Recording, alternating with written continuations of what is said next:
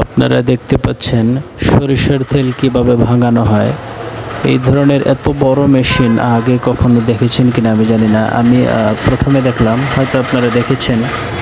অত্যন্ত চমৎকারভাবে সেই দেশীয় স্টাইলে সরিষার তেল ভাঙানো হচ্ছে। ভিতরে বাঁশের খুঁটনি দেওয়া আছে, ওটার মাধ্যমে নাড়াচাড়া হয় আর মোটরের মাধ্যমে ঘুরে। অত্যন্ত চমৎকার এই মেশিন। এক সাইড দিয়ে খৈল বের হয় আর এক সাইড দিয়ে তৈল বের হয়। এরপরে তৈল আবার ওয়াশ করা হয়। সরিষার তৈলের কারখানা। এভাবে হাজার হাজার লিটার তৈল সরিষা থেকে উৎপাদন হয়। খুবই চমৎকার মেশিন। কেউ না দেখলে মেশিনটি দেখে নেন কীভাবে কাজ করে।